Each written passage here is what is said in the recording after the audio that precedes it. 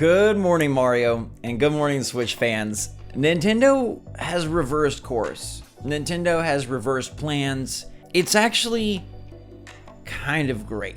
So what's going on, everybody? It's Zach from SwitchForce. Hope you're all having a fantastic day. If you're not, darn it, I'm determined to make it at least a little bit better. If you're brand new here, welcome to the wonderful world of Nintendo and Zach. I hope you enjoy it. I am Zach from SwitchForce, and we are going to kick through Nintendo news where they've made like an interesting adjustment. And I think this honestly ties into Nintendo Direct being missing. It ties into their upcoming games, and I think it's kind of fascinating. But first, Nintendo did reveal their newest sales data. Now, if you enjoy these videos, make sure to hit that like button. Let me know your take on today's topics in the comments down below. Kirby, right back at ya. It better be right back at us in 3D next time, because man, 4.53 million units sold for Kirby and the Forgotten Land. Great numbers. It's really close to the just over 5 that Kirby's Dream Land back on Game Boy sold as the top in the series. So this new 3D entry is going to be the biggest Kirby of all time. It's going to be bigger than as big as Kirby gets in Dream Buffet.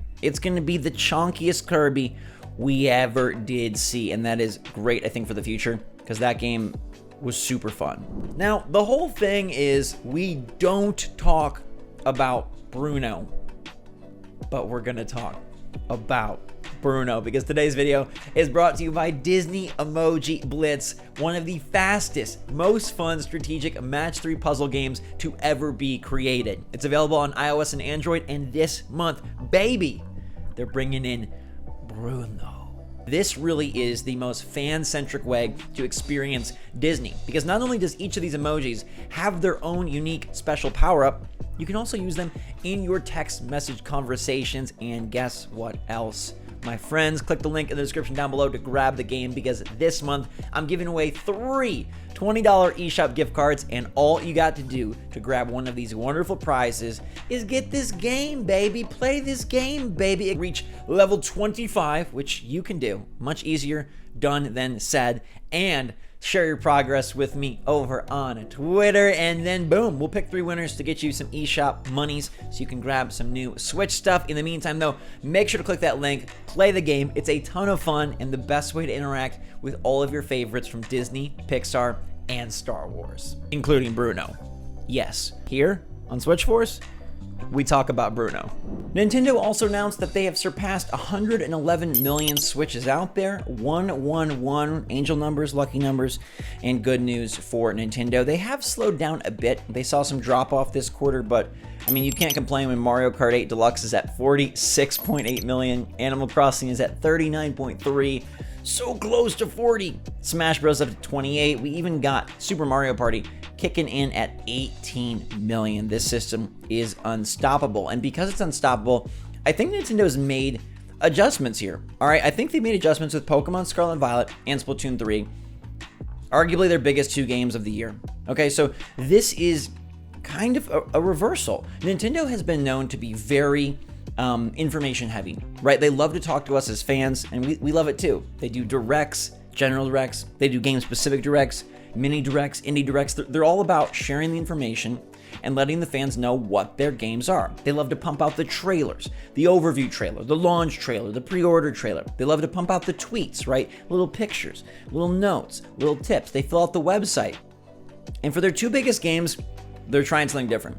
Splatoon 3 is out in a month, and we know very little about the game. Now, just yesterday, Nintendo's German Twitter account tweeted out a picture about Splatoon 3, and at the bottom of the picture, it says new modes and more. So this has got us, okay, Nintendo, like, they're confirming that there is new stuff in this game, new modes and more. It says like new weapons and new gear, obviously, but new modes and more. And we have confirmation that co-op Salmon Run from last game is back. So it's not that. They do have something brand new, which is really, really exciting. But they haven't shown it. They haven't shown it. There was no E3 time direct. There's no Splatoon direct on the horizon. They may not show it.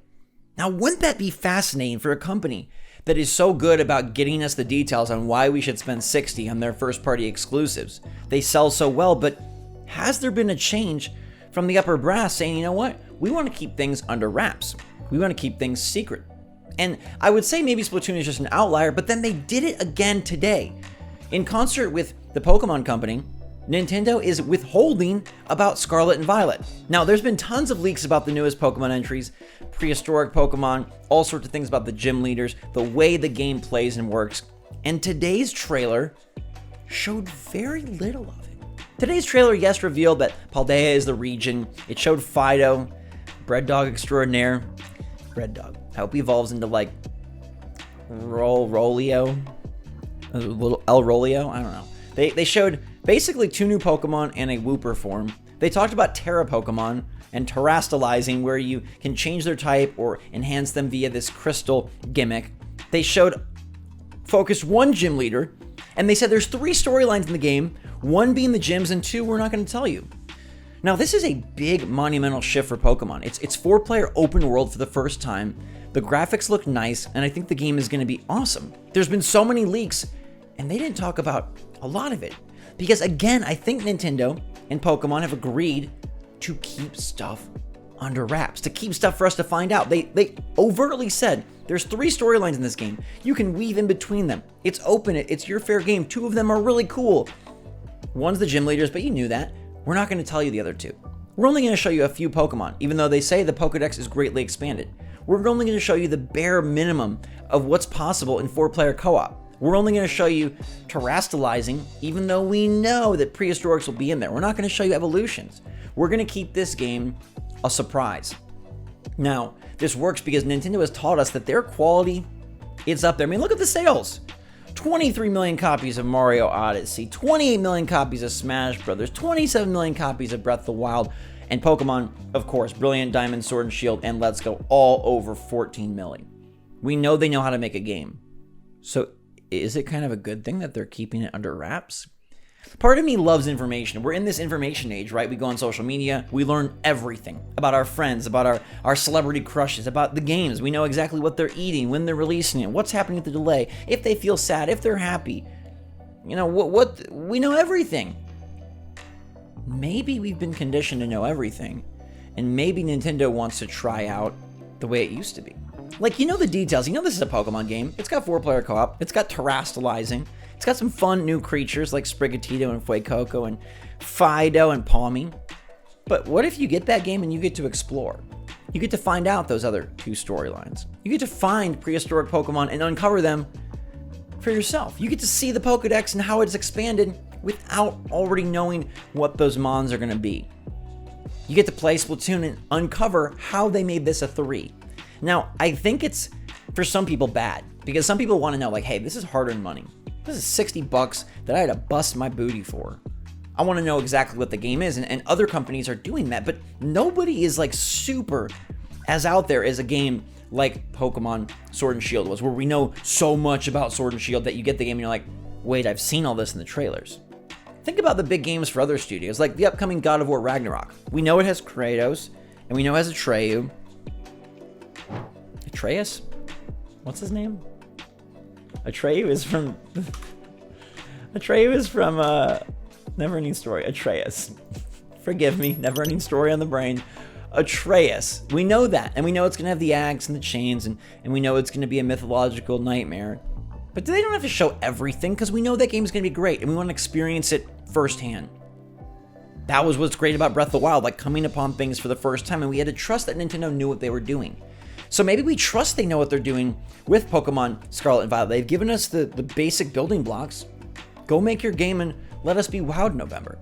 Splatoon 3 is a bit more interesting just because it's a sequel, and they haven't even really given much of those building blocks. Like Pokemon established early on, this is a marked difference. It's open world, it's 4-player co-op, and Splatoon hasn't done that. Maybe they think they did by showing that early single-player trailer where you customize your Inkling and then like the Eiffel Tower was upside down, weird stuff going on. But they probably should have shown more. Yet, if the game's going to deliver, how cool would it be for us to stumble upon the big new secret mode when we buy the game? When we play the game, if we trust that Nintendo knows what's up, if we trust that they're not going to deliver a poop bomb of a sequel, if we trust that they will not disappoint, this could be a really fun new way to experience our Switch titles. Now, it would mean a shift. It would mean way less info at the directs. It would mean less clarity. It would mean more mystery. But there's part of me that's like, you know what? Back when I was little, I had my Nintendo Power magazine. I couldn't look it up online, and I just got excited for Mario Sunshine. I saw some screenshots, and I was like, this is the future. Now, whatever you think about Mario Sunshine, it was so fun to play it. First time I dove into Delfino without seeing a video. Now that was special. And we can't have that in today's age because they got Instagram videos and TikToks and YouTube videos and walkthroughs and previews and podcasts. But maybe Nintendo wants to try and bring back some of that magic, some of that joy, some of that surprise. And I like it. I like that their two big games are going to be more surprises. That's pretty nifty to me. Do you agree? Do you think this is a smart move? Do you think it's a player-forward move? Or do you think this is a maniacal move? Do you think they're trying to get us, not show what the game is because there's not a lot there? I can't see Nintendo doing that. These are two massive franchises. Pokemon is a mega seller, and Splatoon has gained so much ground in Japan especially, but in America as well. This is a big title for them. There hasn't been a Splatoon for 5.5 years. I can't imagine them just completely dropping the ball. I can't imagine that happening, right? But I can imagine what the game could be. And if they don't tell me everything, it's really a magical moment. I think some games have been burned by the all reveal. Like, we knew everything that was in Mario Strikers Battle League to its detriment. We opened the game and we're like, that's it? That's it? Now, this only obviously works if you do have fun things to hold back. If you don't have enough features, then it's kind of a moot point. But I'm excited to see what Nintendo does. I'm pumped for this. I kind of like this trend, and I hope they hold to it.